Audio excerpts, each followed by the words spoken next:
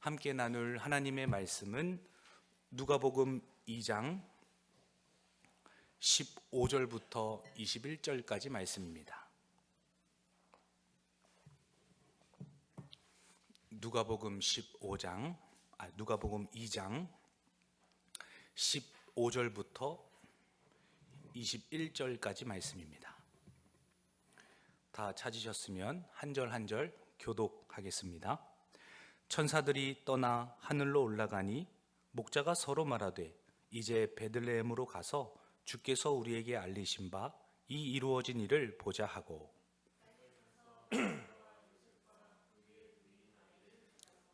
보고 천사가 자기들에게 이 아기에 대하여 말한 것을 전하니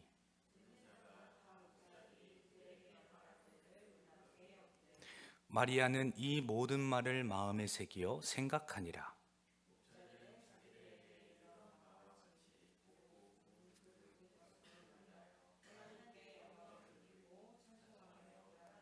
함께 읽습니다. 할례할 8일이 되매 그 이름을 예수라 하니 곧 잉태하기 전에 천사가 일컫는 바로라. 아멘.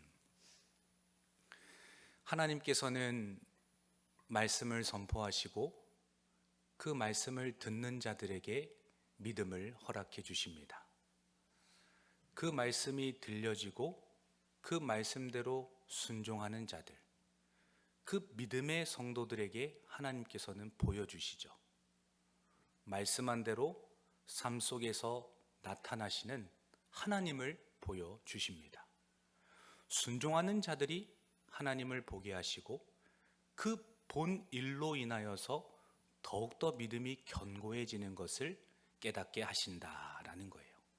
그러므로 아무리 말씀을 들었어도 마음에서 순종이 일어나지 않고 그 순종의 자리까지 나아가지 않는다면 하나님의 역사를 볼 수 없을 것입니다. 오늘 말씀을 대하시는 성도 여러분, 우리가 오늘도 말씀을 들을 것입니다. 그리고 그 말씀대로 우리가 순종하지 않는다면 우리는 그 삶의 현장으로 나아갈 수가 없겠죠. 그러면 하나님의 역사를 보고 싶어도 볼 수 없습니다. 오늘 말씀을 마음속에 새기시고 그대로 순종하기로 다짐하며 실제적인 하나님의 역사를 보고 그분을 마음껏 드러내시고 찬송하시는 우리 성도님들 되시기를 주님의 이름으로 간절히 축원합니다. 오늘 본문 말씀에서도 바로 하나님께서 천사들을 통해 목자들에게 말씀을 들려주셨죠. 기쁜 소식을 들려주시자 그 목자들은 그 말씀을 듣고 순종합니다. 아, 베들레헴에 구유에 누워있는 아기가 있구나. 그 자를 빨리 가서 즉시 행동으로 옮겨서 그 자리에서 하나님의 말씀의 실체를 보지 않습니까? 그리고 그들의 믿음이 더욱더 견고해지는 것을 우리 가운데 깨닫게 하시기 때문입니다. 하나님께서는 가장 낮은 자들에게 먼저 구원의 소식을 들려주셨어요. 천하보다도 귀한 생명이 말 구유에 누워 계시고 하늘의 영광이 들판의 목자들에게 임한 그 바로 기쁨의 소식이 오늘 본문에 드러나 있는 것입니다. 세상은 주님의 오심을 몰랐지만 하나님은 찾고 겸손한 자들의 마음을 여시고 그 구주를 보게 하셨다라는 겁니다. 오늘 이 시간 하나님께서 가장 작고 겸손한 우리의 마음을 동일하게 열어주시고 주님을 보게 하시기를 주님의 이름으로 간절히 축원합니다. 오늘 본문 말씀 15절 16절 한 번 더 읽습니다. 천사들이 떠나 하늘로 올라가니 목자가 서로 말하되 이제 베들레헴으로 가서 주께서 우리에게 알리신 바 이 이루어진 일을 보자 하고 빨리 가서 마리아와 요셉과 구유에 누인 아기를 찾아서. 아멘. 천사들의 소식을 듣고 그 천사들이 이제 올라 떠나갑니다. 그러자 목자들이 서로 이야기하는 거예요. 천사가 전했던 그 소식대로 우리가 얼른 베들레헴으로 가서 보자. 말씀을 듣기만 하는 것이 아니라 그 말씀에 즉각적으로 순종하는 목자들을 보게 하십니다. 왜 목자들이 베들레헴으로 가는 것입니까? 알리신 바 이루신 일을 보고자 하기 위하여 빨리 가니라 이렇게 설명하고 있지 않습니까? 사랑하는 성도 여러분, 우리가 첫 번째로 기억하실 것은 듣고 순종하여 믿는 자가 되어야 한다라는 거예요. 하나님의 말씀을 듣고 순종하지 않는다면 믿음까지 그 말씀이 이어지지 않을 것입니다. 그러나 말씀을 듣고 내가 즉각적으로 순종한다면 하나님께서는 반드시 그 믿음의 자리까지 우리를 인도해 나아가신다라는 거예요. 목자들을 보십시오. 목자들은 하나님의 말씀을 듣고 순종하는 믿음의 사람들이었습니다. 시대적으로 세상적으로 볼 때는 너무나 낮은 자였죠. 정결 예식에 정식적으로 정규적으로 참여할 수도 없습니다. 또 사회적으로 외곽지에서 살았기 때문에 소식통이 빠르지도 않았어요. 제사장들과 가까이 지냈던 사람들도 아니고 바리새인이나 그 어떤 유명한 율법학자와도 많은 대면을 하지 못했던, 오히려 부정한 자라고 시대적으로 낙인이 찍혀 있는 그러한 낮은 자리에 있던 사람들이 목자들이 아니었습니까? 낮은 자였고 가진 것이 많지 않았지만 순종하는 믿음의 사람들이었다라는 겁니다. 천사들이 누가복음 2장 11절에서 소식을 전해 주었죠. 오늘 다윗의 동네에 너희를 위하여 구주가 나셨다. 하나님의 사자가 밤에 목자들에게 찾아와서 이 기쁜 소식을 알려주지 않습니까? 그러자 그 이야기를 듣고 즉각적으로 순종하는 목자들을 보게 하십니다. 구유에 누인 아기를 찾으러 떠나 나서는 그 목자들의 신앙을 우리가 보아야 한다라는 겁니다. 그 목자들은 단순히 소문을 들은 자가 아닙니다. 소문을 들은 것이 아니라 말씀을 듣고 직접 본 자요, 본 것을 믿은 자들이기 때문이다라는 거예요. 로마서 10장 17절 말씀에서도 믿음은 들음에서 나며 들음은 그리스도의 말씀으로 말미암는다라고 말씀하지 않습니까? 듣고 믿음을 주시죠. 그 믿음대로 순종하지 않는 믿음은 믿음이 아닌 것이죠. 하나님께서 주시는 믿음은 반드시 아름다운 열매로 이어지는 것을 우리에게 가르쳐 주지 않습니까? 그러나 하나님의 말씀을 아무리 들었다고 하더라도 우리의 삶의 현실의 자세로 오면 말씀대로 살아낸다는 것이 결코 쉽지가 않습니다. 어떻게 말씀대로 살아내는 것이지? 우리는 실제적으로 삶에서 드러낸다는 것이 참으로 어렵다라는 거예요. 나의 본성을 봐도 그렇고 주변의 환경을 봐도 그렇고 늘 하나님의 말씀에 나의 삶을 빗대어 보면 늘 실패하고 있는 우리의 모습을 발견하게 된다라는 거예요. 오늘도 삶의 현장에서 살아가다가 우리가 이렇게 기도의 자리에 모이지 않았습니까? 오늘 점심 식사 때 음식점에 들렸습니다. 거기서 홀서빙을 하고 계시는 이제 아주머니가 계시더라고요. 근데 오른쪽 팔에는 이렇게 고무장갑 같은 거를 위생장갑을 끼셔가지고 거동이 조금 불편해 보이셨어요. 왼손으로만 서빙을 하시더라고요. 그래서 같이 갔던 목사님께서 이모님 손이 많이 아프신가 봐요. 이러니까 이 통증이 있어가지고 오늘은 왼손으로만 죄송하지만 서빙을 하게 됐다고. 그러면서 괜찮으시다고. 근데 그 표정을 보니까 되게 원래는 밝으셨던 분인 것 같고 뭔가 활기가 넘치는 분 같은 생각이 들었어요. 그래서 혹시 신앙생활을 하시던 분이냐라고 여쭤봤더니 예전에는 잘 교회 생활을 했는데 지금은 이제 식당 일을 하다 보니까 교회 출석을 잘 못하고 있습니다 라고 이렇게 말씀을 하시더라고요. 그래서 그때 문득 마음속에 이러한 생각이 일어났어요. 하나님께서 이 아주머니에게 통증을 고쳐주시거나 좀 병을 낫게 해주셔서 다시 교회로 발걸음을 돌이킬 수만 있다면 하나님께서 이 시간을 참 사용해 주셨으면 좋겠다. 그러한 마음에 이제 그런 열망들이 일어나기 시작했어요. 그런데 저희 교회랑은 다소 먼 곳이어서 목사님 그 교회 앞에 있는 식당이어서 목사님 가능하면 이모님께 기도를 해주시고 목사님께서 교회로 좀 인도해 주셔서 케어하면 어떨까요? 제안을 드렸더니 목사님도 되게 잘 받아주시더라고요. 근데 그 이야기를 듣고 있던 다른 이모님께서 목사님들 그러면 너무 좋겠다고 오히려 다른 분이 기도를 더 해달라고 얘기를 하시더라고요. 그래서 서빙을 마치고 다시 돌아오실 줄 알았어요. 근데 식사가 조금 지나고 난 이후에 그 아주머니가 오늘 조퇴하셨다는 거예요. 뭔가 우리는 오히려 선한 마음으로 그분에게 기도를 해드리고 싶었고 다른 분들도 다 오히려 얼른 기도해 주셨으면 좋겠다고 말을 했는데 정작 본인은 그러한 멍석이 다 깔려 있었음에도 불구하고 오히려 본인이 불편한 팔 때문에 손님들에게 폐를 끼치는구나, 제가 오늘은 이만 조퇴하겠습니다, 이러한 말로 먼저 퇴근을 하셨다고 이야기를 하더라고요. 우리가 실제적으로 말씀을 듣고 그 말씀대로 순종하고 본다는 것이 무엇입니까? 우리는 하나님께서 우리 가운데 성령을 주셔서 우리 가운데 삶을 통해 자연스럽게 주님이 드러나기를 원하시죠. 우리는 순종할 때 하나님이 역사하시는 것 아니겠어요? 물론 우리의 바람과 의도와 의도대로는 이루어지지 않았지만 오히려 제3자였던 이모님께서 오히려 더 기뻐해 주고 옆에서 응원해 주셨던 것을 보았을 때 우리는 그 음식점을 떠나가더라도 우리의 이야기를 내일 전해 주실 것이고 어디 교회에서 오신 분들인지를 아마 소개해 주실 것 같다는 그러한 마음의 확신이 들기도 했어요. 우리가 원하는 대로 볼 수는 없습니다.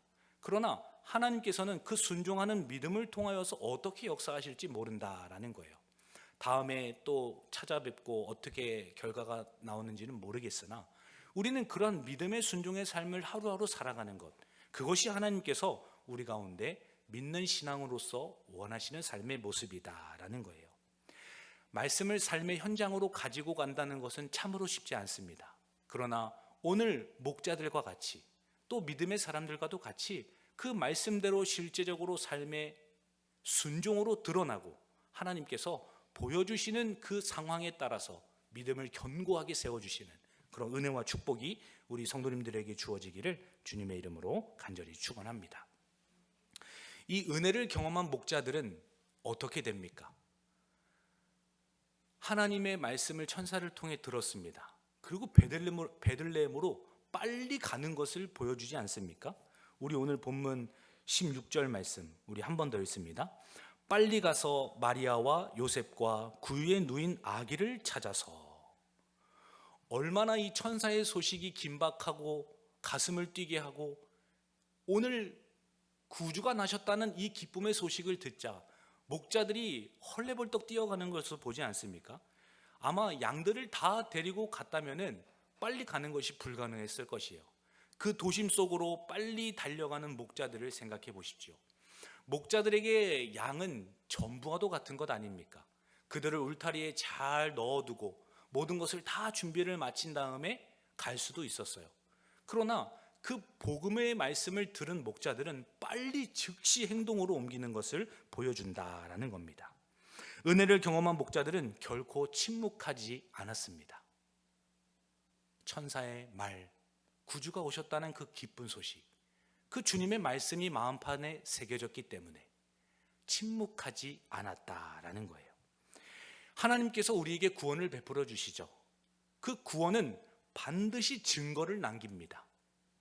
나의 삶의 열매와 나의 목소리와 나의 말투와 나의 표정과 눈빛과 나의 삶의 전반적인 모든 순간들을 통하여서 하나님께서는 증거와 흔적들을 새겨주세요.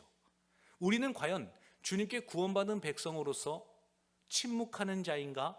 아니면 즉각적으로 빨리 가서 순종하며 주님의 흔적들을 드러내는 자인가? 우리가 곰곰이 생각해 보아야 할 것입니다.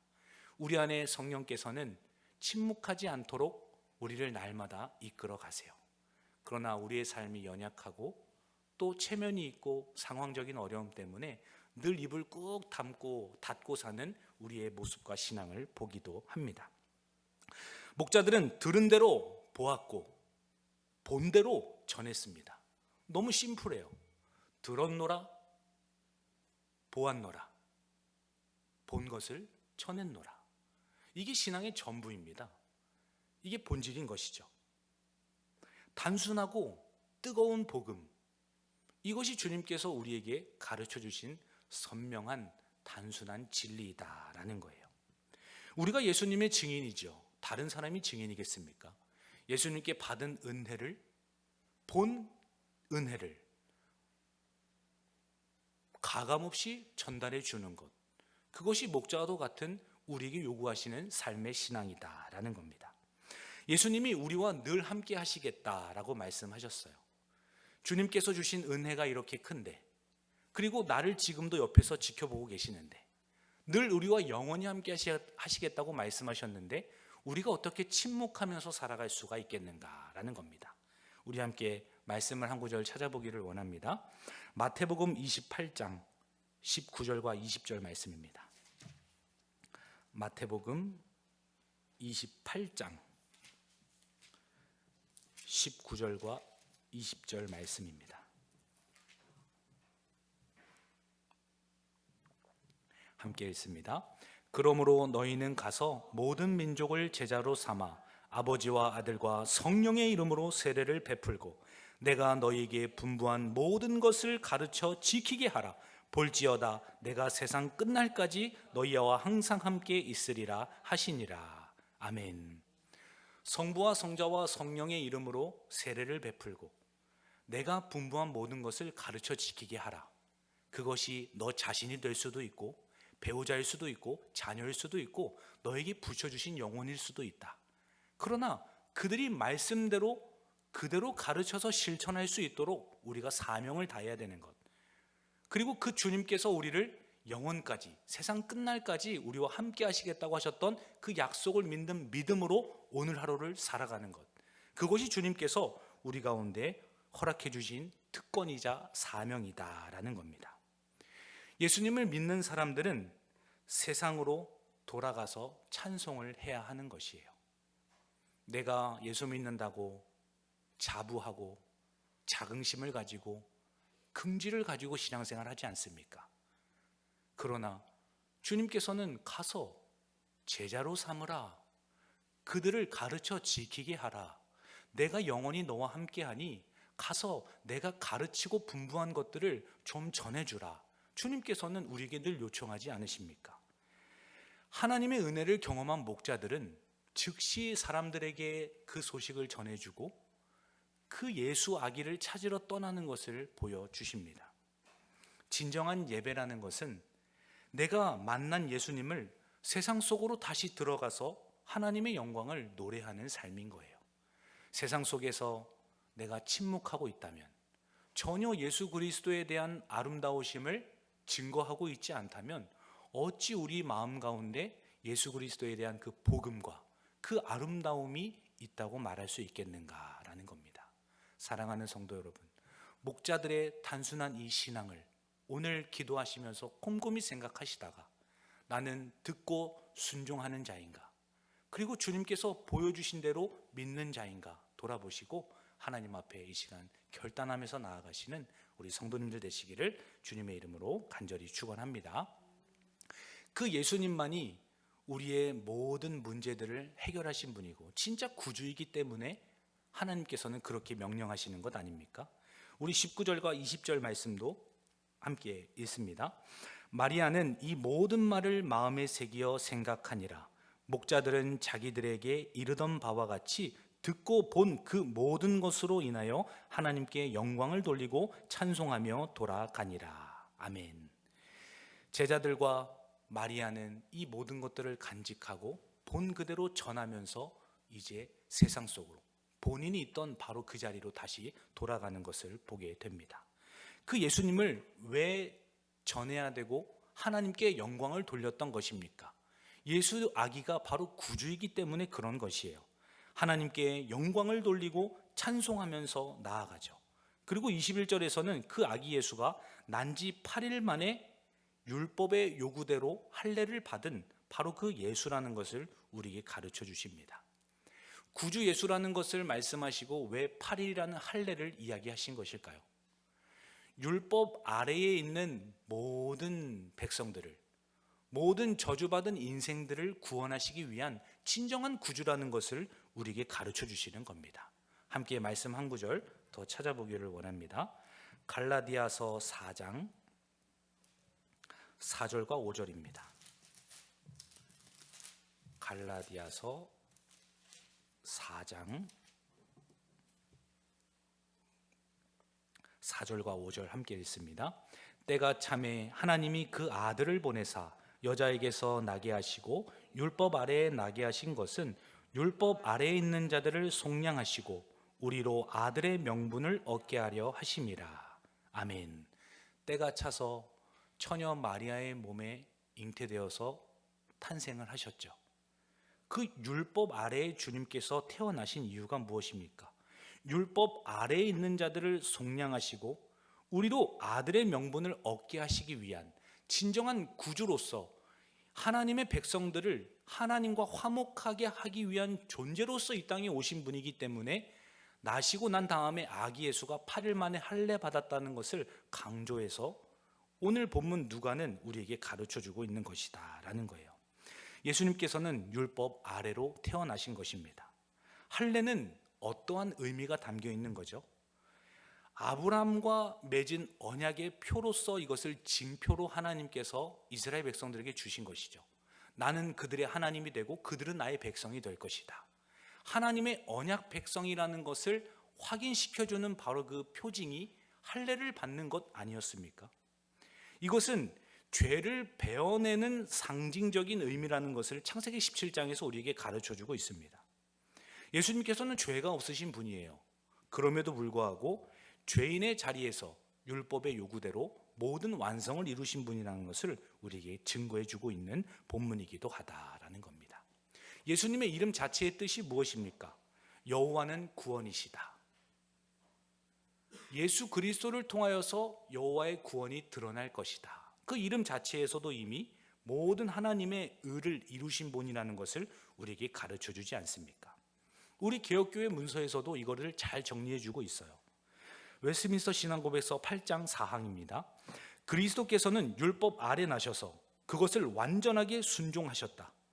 그분의 순종은 우리 대신 이루신 의로서 그 믿는 자에게 전가된다.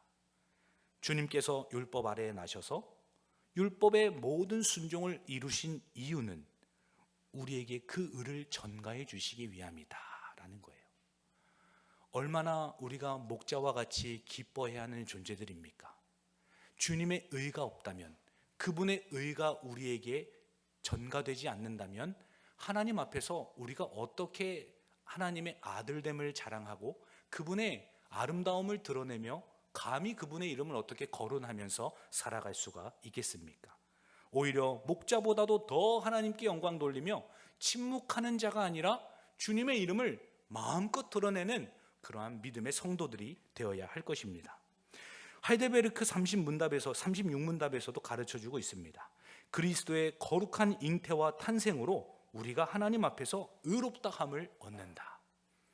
하나님께서 아기 예수를 이 땅의 율법 아래에 두신 이유는 그 율법을 이루신 예수 그리스도 때문에 우리에게 의를 입혀주시고자 하시는 하나님의 놀라운 구원 계획이셨다라는 거예요. 하나님은 말씀대로 그대로 이루어 주셨습니다. 가장 낮은 곳에 예수 그리스도를 보내셨고 가장 단순한 자들이 먼저 보았던 거예요. 가장 단순하고 하루의 삶이 양들을 몰고 다니는 그러한 큰 변화가 없는 그 목자들, 배운 것이 많지 않고 율법에 준수하지 못하는 연약한 자들이었지만 오히려 그들에게 가장 먼저 찾아오셔서 그들이 순전한 마음으로 그리스도를 바라볼 수 있도록 하신 그 은혜, 그 단순한 자들이 먼저 주님을 보았다라는 겁니다. 사랑하는 성도 여러분, 이 신앙의 원리와 그 본질답게 주님의 말씀을 듣고 순종하여 보고 본 바대로 믿은 것을 증거하시는 우리 성도님들 되시기를 주님의 이름으로 간절히 축원합니다. 하나님의 말씀을 들을 때에는 그리스도께로 이끄시기 위함이에요. 우리가 말씀을 듣고 순종하는 이유는 그리스도께로 더 가까이 이끄시기 때문이다라는 거죠. 말씀을 듣고 순종하여 보는 은혜와 믿음이 더욱 견고해진다는 것은 내가 그리스도께 더 가까이 가는 것, 그분과 함께 교제하는 시간을 더 기뻐하고 즐거워하는 것, 가만히 눈을 감고 주님과 기도할 때에 그 시간에 다른 잡념이 나를 사로잡는 것이 아니라 오히려 주님과 구속하신 주님만 바라보는 그 믿음으로 그 시간들을 보내는 것, 그것이 진정한 믿음의 자리가 아니겠느냐라는 겁니다. 천사는 이야기하였습니다. 보라, 내가 온 백성에게 미칠 큰 기쁨의 좋은 소식을 너희에게 전하노라.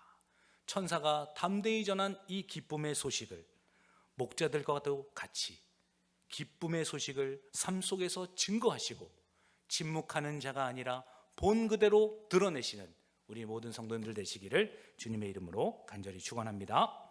하나님 아버지 감사합니다. 오늘 말씀을 듣고 가장 천하고 낮은 자들이었지만 즉각적으로 순종하였음을 보았습니다. 말씀을 듣고 흘려버리는 자가 아니라 말씀대로 삶으로 살아내는 우리 광문교회 될 수 있도록 하나님께서 축복하여 주옵소서. 살아계신 예수님의 이름으로 감사하며 기도하옵나이다. 아멘.